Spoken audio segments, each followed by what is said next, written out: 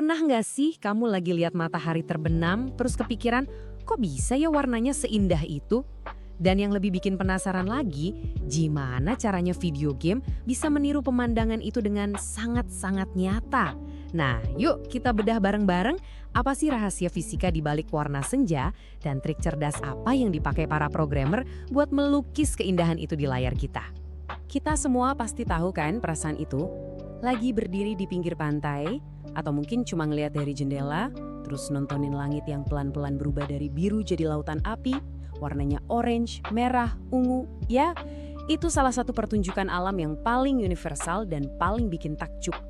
Nah ini nih yang bikin penasaran. Pertama, sebenarnya apa sih yang terjadi secara ilmiah di balik semua warna-warni magis itu?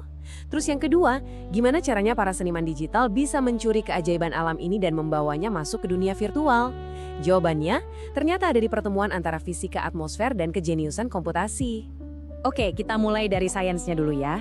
Kunci buat ngertiin senja itu sebenarnya simple banget, cuma satu kata, hamburan.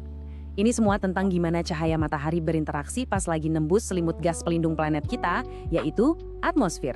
Coba bayangin deh, cahaya matahari itu kayak sekelompok pelari yang pakai seragam warna-warni. Pas mereka masuk ke atmosfer kita yang ramai sama partikel-partikel kecil, beberapa pelari, terutama yang pakai seragam biru dan ungu, gampang banget mental ke segala arah. Nah, fenomena inilah yang kita sebut hamburan atmosfer atau atmospheric scattering. Nah, ini dia perbandingannya. Kalau siang hari, matahari kan ada di atas kepala kita, jadi cahayanya cuma nempuh jalur pendek. Hasilnya, warna biru dan ungu paling banyak dihamburkan dan bikin langit jadi biru. Tapi, pas senja, posisi matahari ada di ufuk. Cahayanya harus ngelewatin atmosfer yang jauh lebih tebal. Akibatnya, sebagian besar warna biru udah habis di tengah jalan, tersebar entah kemana. Jadi yang berhasil sampai ke mata kita cuma sisa-sisa pelari yang paling tangguh. Si merah, orange, dan kuning. Itulah kenapa senja warnanya begitu. Oke, sekarang kita udah ngerti kenapa senja itu merah. Yuk kita pindah ke dunia digital. Ternyata niruin proses fisika yang kelihatannya simple ini tuh tantangan teknis yang luar biasa sulit. Soalnya gini, kita nggak bisa cuma nyuruh komputer, tolong warnain langitnya jadi oranye ya. Nggak bisa segampang itu. Biar kelihatan nyata, komputer harus menghitung interaksi miliaran partikel dan jutaan sinar cahaya. Ini bukan kerjaan main-main, ini tuh masalah komputasi yang super rumit. Dan kalau nggak dikerjain dengan benar, ya hasilnya jadi kayak gini. Lihat deh, ada garis-garis aneh di gradasi warnanya. Ini namanya color banding atau pita warna. Gradasi yang harusnya mulus malah jadi kelihatan kayak tumpukan kue lapis yang aneh dan jelek. Ini musuh bebuyutan para seniman grafis. Jadi pertanyaannya sekarang, gimana caranya para engineer ngubah kue lapis jelek ini jadi pemandangan indah yang sering kita lihat di game?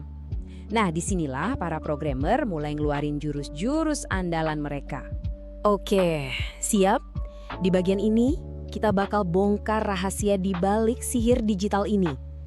Ada dua teknik utama yang saling bekerja sama buat menciptakan ilusi yang sempurna. Teknik yang pertama namanya ray marching. Gampangnya, bayangin komputer itu kayak seorang detektif. Dia nembakin sinar pelacak dari kamera virtual kita, terus ngikutin jejaknya selangkah demi selangkah, nembus atmosfer digital. Di setiap langkah, si detektif ini ngitung berapa banyak cahaya yang terpencar, dan dari situ pelan-pelan gambarnya mulai terbentuk. Tapi di sini ada dilema. Ini kayak main jungkat-jungkit.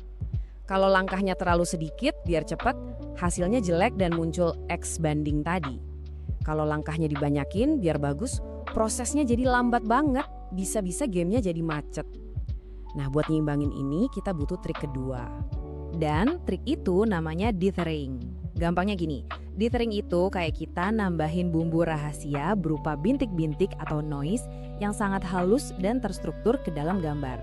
Ini tuh sebenarnya ilusi optik. Bintik-bintik ini dengan cerdasnya menipu mata kita, jadi kita ngelihatnya sebagai transisi warna yang mulus. Padahal sebenarnya enggak. Jenius banget kan? Dan inilah momen ahanya. Coba lihat perbedaannya. Di kiri, gradasi dengan banding yang kasar banget. Di kanan, setelah dikasih bumbu blue noise dithering, pita-pita jelek itu langsung lenyap. Berubah jadi tekstur yang halus dan kelihatan alami. Wow, beda banget kan? Jadi, pas teknik ray marching yang efisien digabung sama dithering yang cerdas, ya ini hasilnya. Dari gambar yang tadinya terasa datar dan palsu, bisa berubah jadi pemandangan dengan kedalaman, volume, dan cahaya yang terasa begitu hidup dan nyata. Oke, kita udah tahu rahasia senja di bumi, baik yang asli maupun yang digital. Tapi, pernah kepikiran nggak apa senja di planet lain warnanya sama juga? Jawabannya ternyata nggak. Seperti yang dibilang di kutipan ini, kuncinya balik lagi ke atmosfer. Komposisi atmosfer sebuah planet, jenis gasnya apa, seberapa padat, ada debu atau enggak, itulah yang nentuin warna langitnya pas senja. Jadi anggap aja setiap planet itu punya resep atmosfernya masing-masing. Artinya, senja di setiap planet itu unik, bener-bener jadi ciri khasnya, kayak sidik jari kosmik mereka. Jadi, lain kali kamu lihat matahari terbenam, entah itu di dunia nyata atau di dalam game, coba deh ingat proses rumit di baliknya. Tarian antara fisika dan kode. Dan itu ninggalin satu pertanyaan terakhir yang bikin penasaran. Kalau senja di bumi itu merah, kira-kira apa ya warna senja di Mars?